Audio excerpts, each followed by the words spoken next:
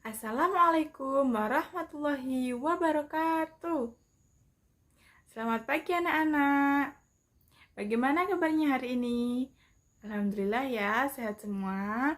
Baik anak-anak, pada pagi hari ini Ibu akan menyampaikan sebuah materi tema 3 tentang tokoh dan penemuan, subtema 1 tentang penemu yang mengubah dunia di pembelajaran ketiga. Baik anak-anak, mari kita lanjut ke dalam materi pada pembelajaran hari ini. Pada pembelajaran hari ini, kita akan membahas mengenai teks eksplanasi ilmiah. Apa sih teks eksplanasi ilmiah itu? Jadi, pengertian dari teks eksplanasi ilmiah yaitu teks yang menerangkan suatu proses yang bersifat ilmu pengetahuan alam, seperti gejala alam, terjadinya pelangi, proses arus listrik, dan masih banyak lagi. Teks eksplanasi juga memiliki fungsi. Fungsinya untuk memberikan penjelasan kepada pembaca tentang proses terjadinya sesuatu yang disusun menurut prinsip sebab akibat. Jadi, teks eksplanasi ini disusun secara runtut, mulai dari awal suatu kejadian hingga akhir dari kejadian tersebut. Nah, teks eksplanasi ini terdiri dari 3 bagian. Yang pertama yaitu pernyataan umum atau pembukaan. Nah, di dalam pernyataan umum ini berisikan mengenai informasi singkat tentang apa yang akan dibicarakan atau diinformasikan. Yang kedua yaitu tentang deretan penjelas atau isi.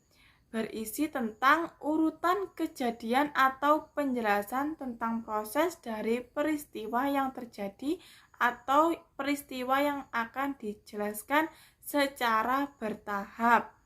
Yang ketiga yaitu penutup atau kesimpulan, berisi tentang pendapat penulis mengenai topik yang sudah dijelaskan.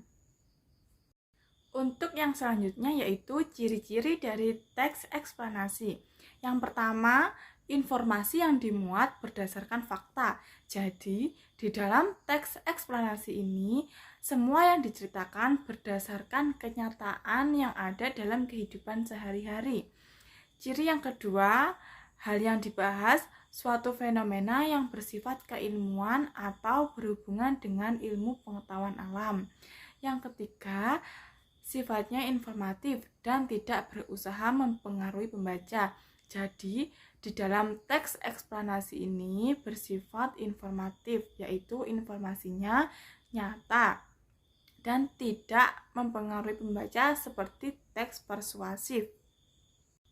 Nah, pada pembahasan sebelumnya kita sudah mengetahui tentang pengertian dari teks eksplanasi, yaitu teks yang menceritakan suatu proses yang bersifat ilmu pengetahuan alam, misalnya gejala alam, proses terjadinya pelangi, dan juga proses arus listrik. Nah, tentang arus listrik, ada yang tahu siapa penemu listrik pertama kali?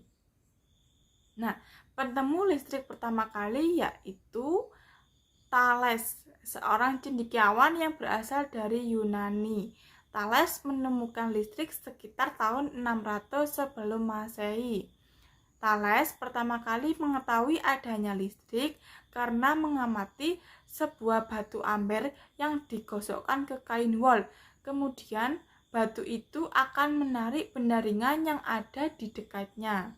Tidak berhenti dari situ, penemuan ini berlanjut sekitar tahun 1733,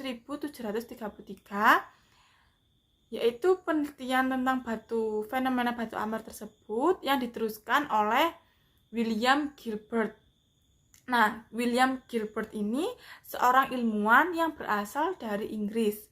Peristiwa ini disebut sebagai elektrik, yang diambil dari bahasa Yunani atau elektron yang berarti batu ember. Nah, dari peristiwa ini Gilbert meneliti tentang listrik dan magnet lebih lanjut lagi.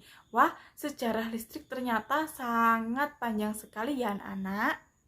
Setelah kita mempelajari tentang sejarah dari penemuan listrik, untuk kali ini kita akan mempelajari mengenai rangkaian listrik. Ada berapa rangkaian listrik itu? Ada 2.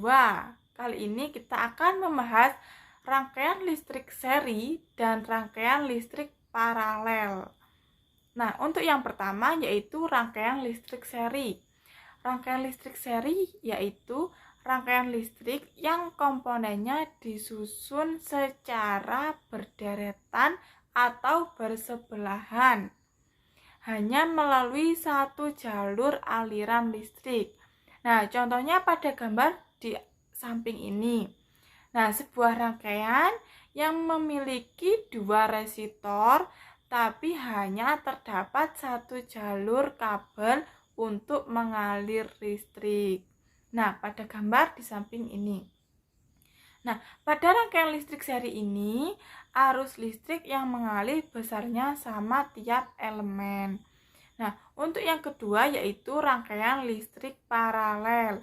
Rangkaian listrik paralel ini rangkaian listrik yang komponennya disusun sejajar, di mana terdapat lebih dari satu jalur listrik atau bercabang secara paralel. Nah, contohnya pada gambar di atas ini, sebuah rangkaian yang memiliki 2 resistor di mana terdapat satu jalur kabel untuk setiap resistornya.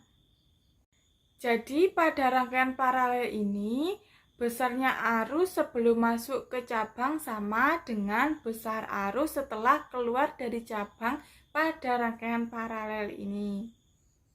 Baik anak-anak, cukup sekian untuk penjelasan materi pada pertemuan hari ini. Semoga materi yang Ibu jelaskan dapat bermanfaat bagi anak-anak.